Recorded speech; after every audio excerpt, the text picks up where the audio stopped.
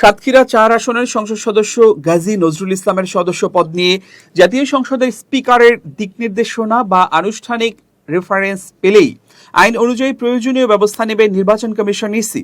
এমনটাই জানিয়েছেন প্রধান নির্বাচন commissioner CEC AMM Nasir Uddin.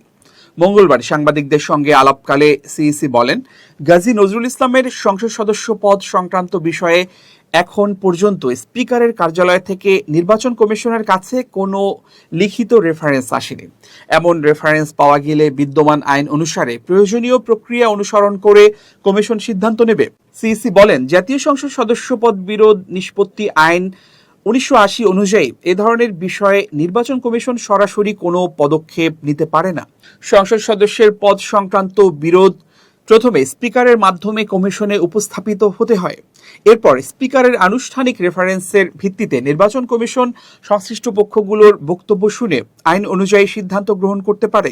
তিনি আরও জানান, রাষ্ট্রপতি নির্বাচন সংক্রান্ত বিষয়ে ভারপ্রাপ্ত স্পিকারের সঙ্গে বৈঠক হলেও সাতক্ষীরা ৪ আসনের সংসদ সদস্যের বিষয়টি সেখানে আলোচনায় আসেনি। স্পিকারের কার্যালয় থেকে লিখিতভাবে বিষয়টি জানানো হলে নির্বাচন কমিশন আইন অনুযায়ী পরবর্তী ব্যবস্থা গ্রহণ করবে।